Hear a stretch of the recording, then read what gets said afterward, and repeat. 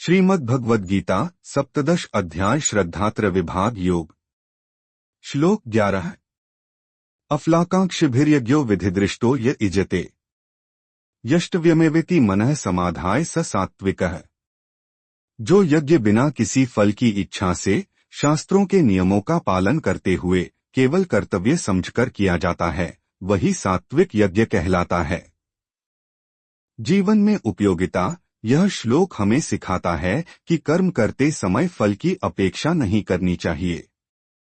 जब हम अपने कार्य को केवल कर्तव्य मानकर करते हैं, तब मन में शांति और संतोष मिलता है। जीवन में सच्ची सफलता निष्काम कर्म से आती है। इससे व्यक्ति अहंकार और निराशा दोनों से मुक्त रहता है। हमें अपने हर कार्य में समर्पण और पवित्रता रखनी चाहिए।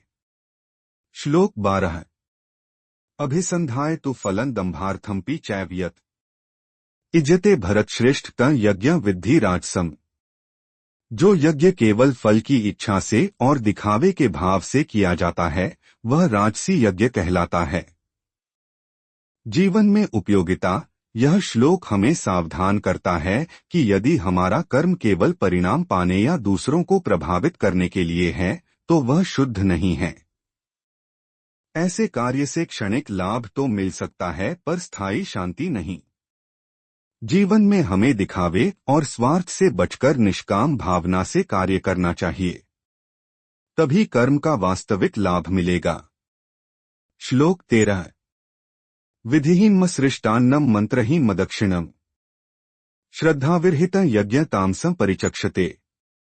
जो यज्ञ शास्त्रों के नियमों के बिना श्रद्धा के, बिना मंत्रोच्चार के और बिना दान दक्षिणा के किया जाता है, उसे तामसी यज्ञ कहते हैं। जीवन में उपयोगिता। यह श्लोक हमें सिखाता है कि बिना श्रद्धा और नियमों का पालन किए कार्य का कोई महत्व नहीं। केवल बाहरी रूप से किया गया कर्म आत्मिक उन्नति नहीं देता। जीवन में हर कार्य श्रद्धा, ईमानदारी और सही तरीके से करना चाहिए, तभी वह सार्थक होगा। श्लोक 14। देवद्विज गुरु प्राज्ञ पूजनन शौच मार्जवम ब्रह्मचर्यम हिंसा च शारीरं तप उच्यते। देवता, गुरु, माता पिता और विद्वानों का पूजन, शुद्ध आचरण, ब्रह्मचर्य और अहिंसा, ये सब शारीरिक तप कहलाते हैं।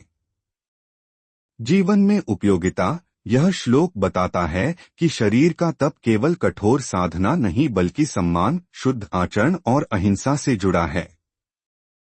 जीवन में हमें बड़ों का सम्मान करना चाहिए, आचरण पवित्र रखना चाहिए और किसी को कष्ट नहीं पहुंचाना चाहिए।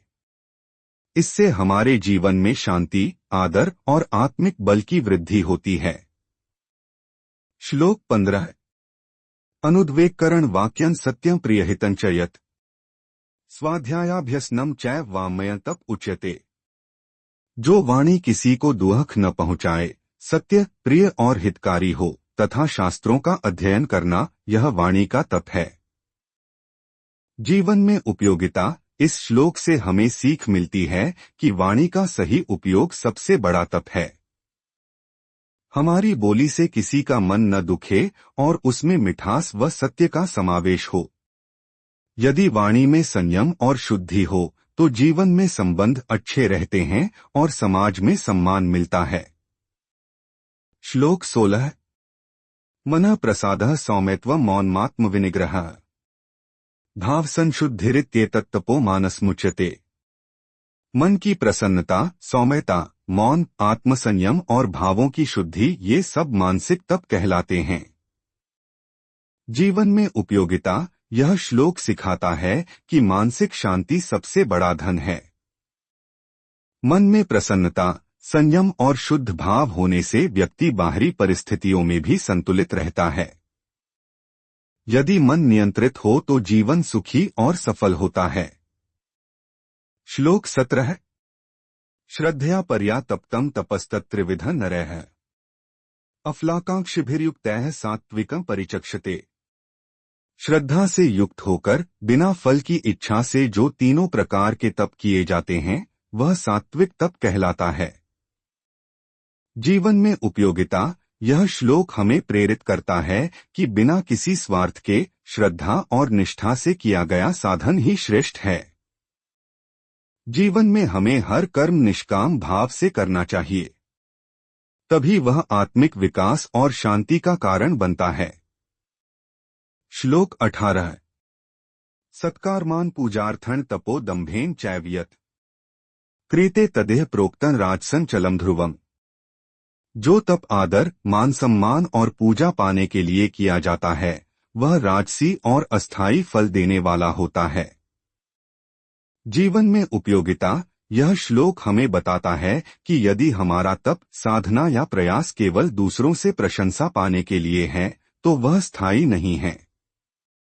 जीवन में हमें दिखावे से बचना चाहिए और आत्मिक विकास के लिए तप करना चाहिए, तभी उसका लाभ स्थायी होगा। श्लोक 19।